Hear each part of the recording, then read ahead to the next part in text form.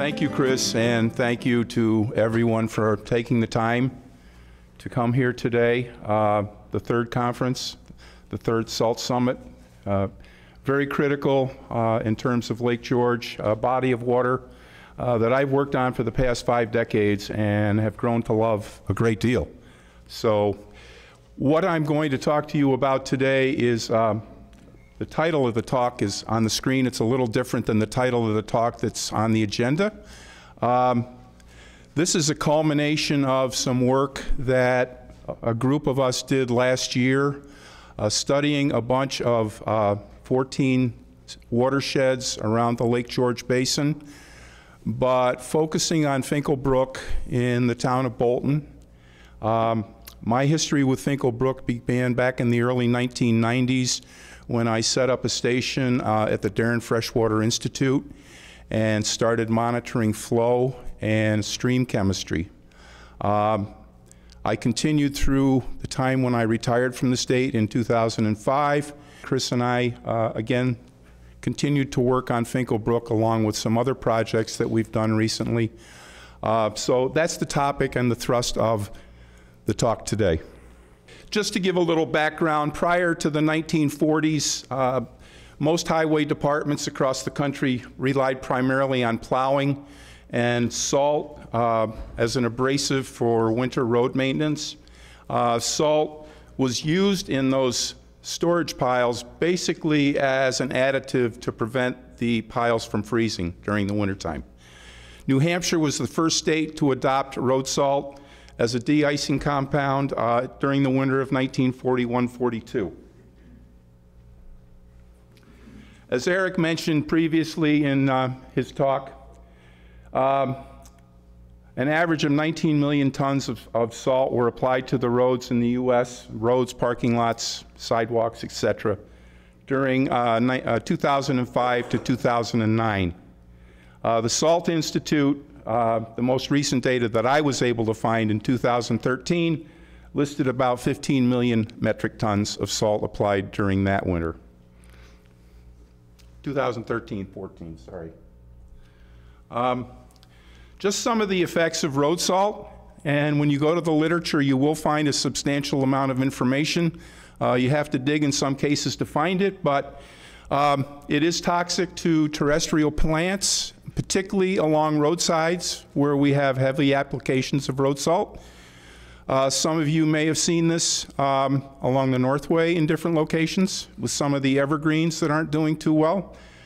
You may also notice it up in the Adirondacks along the Cascade Lakes area where there used to be a fairly healthy whitebird population which basically no longer exists up there, particularly between the Route 73 and the Cascade Lakes. We also know that salt is toxic to certain aquatic organisms.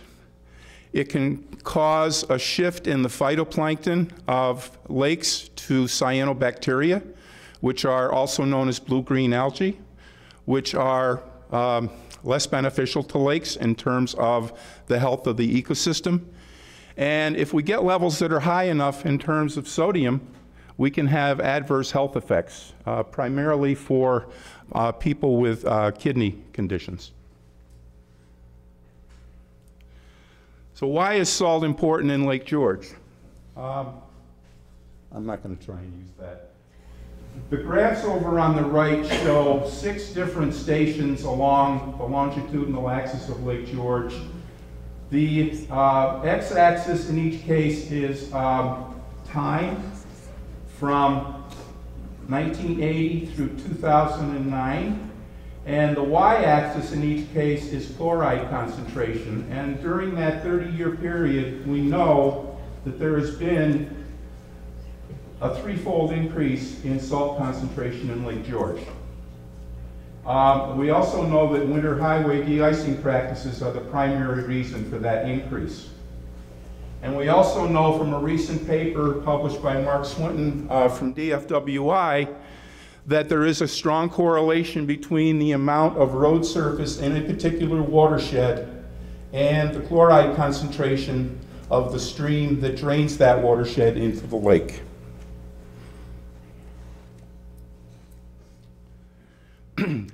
So the study that we did in the spring of 2016 was primarily a result of the fact that the winter of 2015-2016 had a greatly reduced snowpack from the previous winters, right around that time. We also know that during that winter, 2015-2016, about 30% less road salt was applied in the Finkle Brook watershed. And again, the talk today focuses on the Finkle Brook watershed. And from these data, we knew that chloride and some of the base cations during that spring of 2015-16 declined about 30 to 40% in the Finkle Brook watershed, the runoff coming off the watershed, which implied a chloride half-life of about 1 to 2 years. The reason I picked Finkle Brook and the reason we picked Finkle Brook for the topic of this manuscript that we're submitting for publication is because we had a fairly extensive data set going back to 1970 when Wolfgang Fuß from the New York State Department of Health did a 2-year study on Finkle Brook along with 13 other watersheds in the Lake George Basin. But as I mentioned to you back in the early 90s, then again in the early 2000s, and then most recently, we also studied Finkle Brook, collecting base flow and storm event samples. So we had a fairly extensive database of flow and stream chemistry, particularly with regard to chloride and the cations that we were interested in looking at in the soils in the watershed. And that's why we continued to focus on Finkle Brook. Some of the important findings, and because of the duration of the talk today, I can't go into great detail, but some of the findings from the study that we feel are fairly important. When sodium chloride is put down on the road surface and then washes off the road into adjacent soils, the sodium displaces the cations in the soil from exchange sites where these cations are attached. So the sodium comes in, it binds to the soil, and it releases concentrations of calcium, magnesium, and potassium into the groundwater, which subsequently runs off into the streams and enters Lake George. So you have disorbed cations following an ion exchange model, which causes higher fluxes of these ions in the runoff and lower sodium fluxes. We still see sodium in the runoff, but it's not as concentrated as it should be based upon the amount of salt applied because it binds to the particles of soil. And these other 3 cations are released. It's important for us to remember that chloride as an ion by its very nature is conservative, meaning that it becomes dissolved in water and it moves with the water through the soil in the groundwater.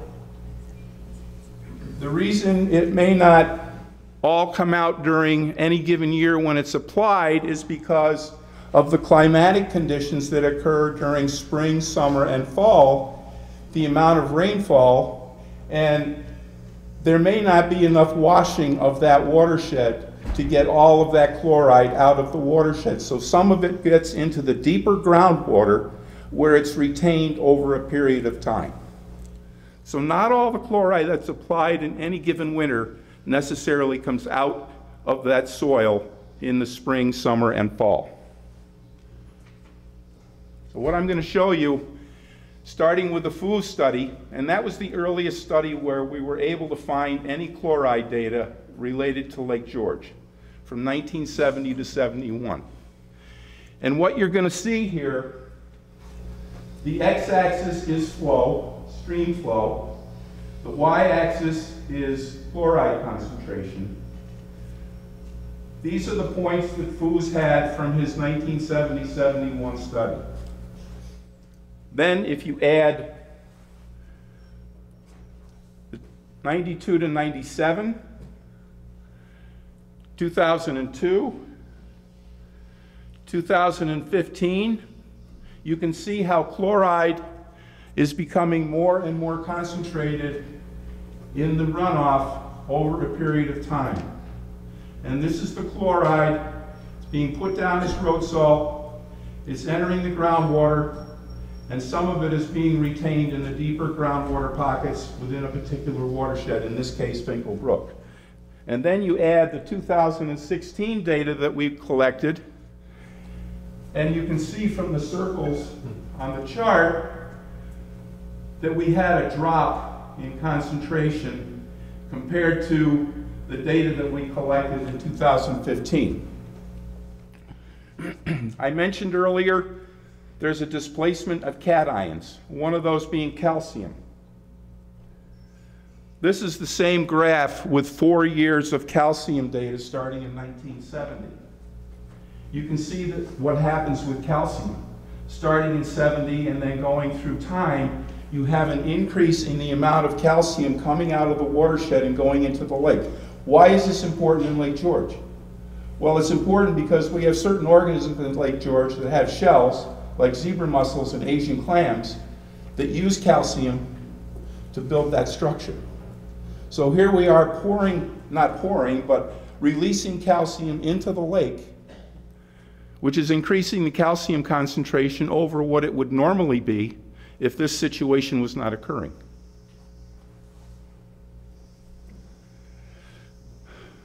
For those of you not familiar with Finkle Brook, it's got basically an east-west orientation. This is Lake George. This is the Darren Freshwater Institute. Basically, the western 40% of the Finkle Brook watershed is in an undeveloped area and serves Edgecombe Pond, which is the water supply for the town of Bolton. And the reason I'm showing you that is just to show you, in terms of our data, where we have no roads influencing streams. This is the concentration of chloride that we see in the stream. Less than 1 milligram per liter. When we have roads, everything east of Edgecombe Pond down to the outlet in the Sawmill Bay, this is the concentration we see of chloride entering the bay during base flow conditions. Concentration factor of about 150 times. These data are from 2014. And again, just to reiterate, this is what Foos found back in 1970. We are surmising from the paper that we did, pre-salt application conditions. Before 1940, the background concentration of salt in the Lake George drainage basin was about 0.5 milligram per liter. So in effect, what we've seen during the past 70 years is a 36-fold increase in salt as a result of road salting. Again, that's why we're here today at this conference. Some of the other findings from our study in 2016, and as Eric said in his talk, what we found is that the trajectories of what we call salinization and then desalinization, increasing salt, decreasing salt, the trajectories that we've seen in Finkle Brook over the past 40 years are the same as the trajectories that we've seen in the Adirondacks and in Maine as far as acidification and subsequent recovery. The only difference is, in the case of acidification, the important ion is hydrogen, and in the case of salinization, the important ion is sodium.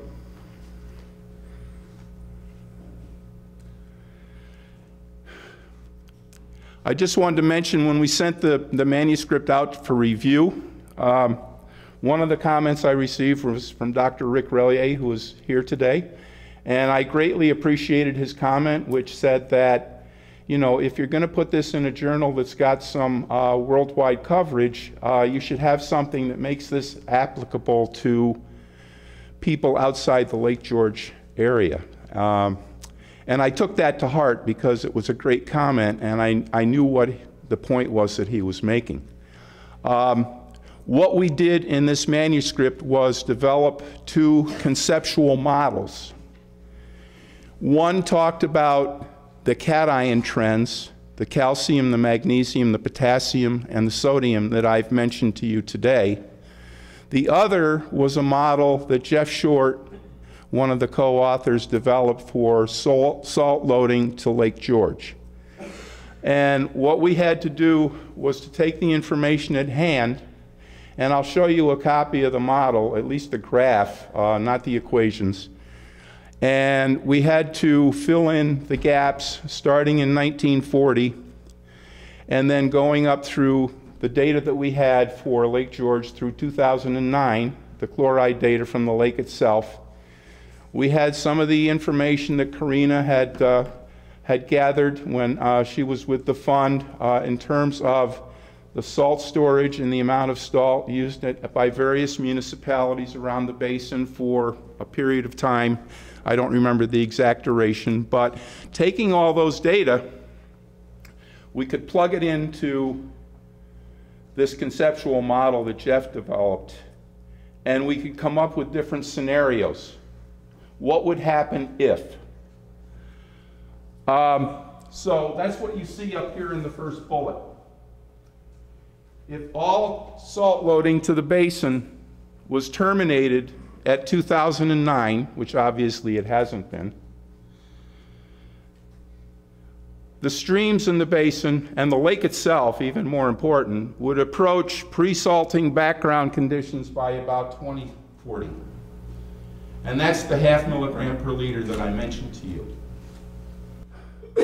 The model also suggests that a sustained 50% reduction of salt loading compared to the 2009 value would reduce the chloride concentration in Lake George to about 10 milligrams per liter, and it's presently up around 18. I think it's 18, in 25 years.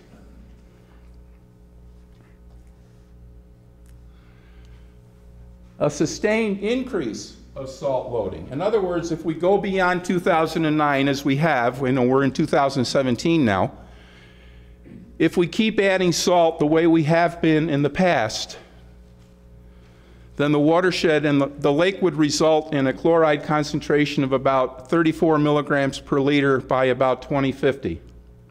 And the problem here is, if we reach this level of chloride, this is the level of sodium, and that's where it becomes part of the threshold where it's a concern for kidney patients. This is where local municipalities would have to start monitoring water supplies and reporting sodium concentrations, which is part of a US EPA requirement for water supplies, because it is harmful for heart and kidney patients. This is the model. It's just graphic representation of the model that Jeff developed on the salt loading to Lake George, tracking from 1940 up to 2009. And then, as I mentioned, a bunch of different scenarios that are described in the manuscript, and which I've just told you a summary of, that tell us what will happen to the levels of salt in the lake if such and such is done. And that's why salt reduction is so important and so critical in terms of what we're discussing here today, because ultimately that is the goal: reduce the use of salt and still maintain safe practices on the highways. And if anyone has any questions, if I have time, I'd be glad to answer them now, or we can talk sometime later. Thank you.